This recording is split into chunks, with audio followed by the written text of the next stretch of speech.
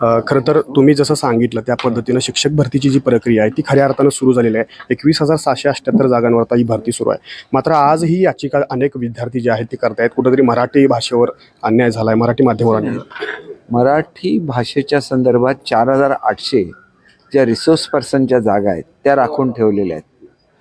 तरी पण विनाकारण आरडाओरडा करायचा ही एक चुकीची पद्धत आहे.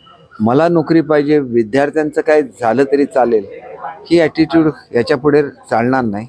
आम्ही सुद्धा एखादा निर्णय असेल आम्ही सुप्रीम कोर्टापर्यंत जाऊ, कारण चांगल्या शिक्षणाचा अधिकार हा विद्यार्थ्यांचा आहे.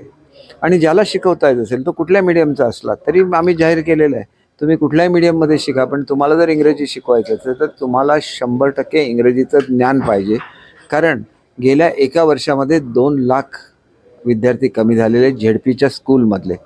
आम्ही मराठीमध्ये पोस्ट ग्रॅज्युएशन आणि इंजिनिअरिंगचं ट्रेनिंग सुरू केलेलं आहे. चंद्रकांत दादांनी खूप चांगली कामगिरी त्या संदर्भात केलेली आहे.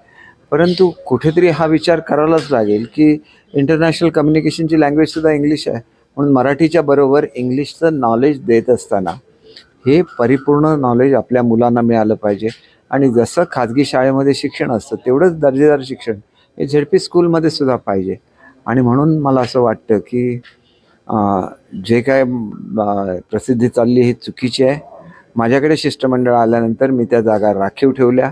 असं असतानासुद्धा अनेक लोक कोर्टामध्ये गेलेली आहेत आणि त्याच्यामुळे तिथं जी काही सरकारची बाजू आहे आम्ही निश्चितपणे मांडू. ज्या काही साधारण व्यक्तीच्या जागा राखून ठेवण्यात आलेल्या आहेत त्या याच टप्प्यात होणार आहेत, याच अभियोग्यता परीक्षेवर होणार आहेत. याच अभियोग्यता परीक्षेमध्ये त्या होणार आहेत.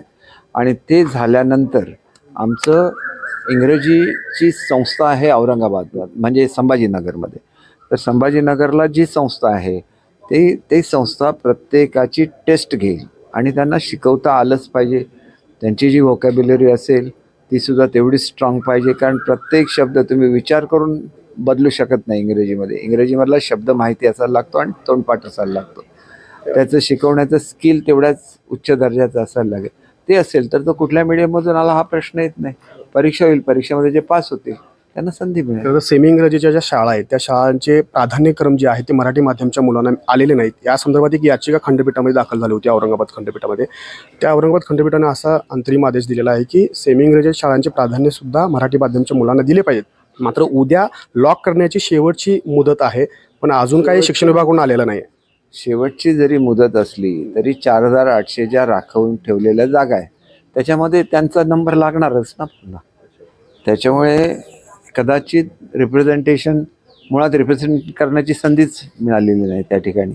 तारीख लावली आणि त्याच तारखेला निकाल झालेला, तर ज्या रेग्युलर हिअरिंग ज्यावेळेला होईल त्यावेळेला त्याच्यावर निर्णय होईल. याचिका दाखल झाल्या तरी कोणत्याही प्रकारचा खंड शिक्षक भरती प्रक्रियेमध्ये होणार नाही. निश्चितपणे आता कोर्टाचा जो निर्णय आहे तो आपल्याला तपासून बघायला लागेल. एक बघा, आता शिक्षकेतर कर्मचारी होते त्यांच्या संदर्भात अनेक महिने आणि खरं तर वर्षाच्यापेक्षा जास्त काळ स्टे होता. आमचे नवीन ॲडव्होकेट जनरल आदरणीय सराफ साहेब अतिशय एफिशियंट आहेत, स्वतः उभे राहिले कोर्टामध्ये, स्टे व्हेकेट करून घेतला. आता शिक्षकेतर कर्मचाऱ्यांच्या भरतीचा मार्ग मोकळा झालेला आहे. शेवटी एवढ्या ॲक्टिव्हली गव्हर्नमेंट काम करतं आहे आणि त्याच्यामुळे आपल्याला दुसरी गोष्ट लागेल, हे फक्त 24,000 आहे, त्याच्यामध्ये 4,800 केले की ते 30,000 होतील. त्यानंतर 12,000 जागा या आदिवासी विभागातल्या आहेत, पेसामधल्या. तर त्या पेसाच्या संदर्भात सुद्धा सुप्रीम कोर्टामध्ये केस सुरू आहे. हे सगळे अडथळ्याचे शर्यती पार करून आपल्याला मुलांना शिक्षण द्यायला लागतं. म्हणून त्या संदर्भात मी सांगितलेलं आहे की तुम्ही जे आपण तासिका तत्वावर तरी मुलांना शिकवण्यासाठी शिक्षक घ्या. आणि ते केलं तर तात्पुरती तरी व्यवस्था मुलांची होऊ शकेल, कारण शिक्षण खातं मुलांसाठी आहे, विद्यार्थ्यांसाठी आहे. आणि आता तर ते शिक्षक खातं आहे की काय असं म्हणण्याची पाळी येते की एवढ्या टोकाला शिक्षक मंडळी जातात. शेवटी त्यांनी मुलांच्याबद्दल प्रेम ठेवलं पाहिजे. मुलांना कसं चांगलं शिक्षण मिळेल याच्याबाबत अधिकची काळजी घेतली पाहिजे. आणि तसं झालं तरच आपल्या तरुण पिढीला न्याय मिळू शकतो.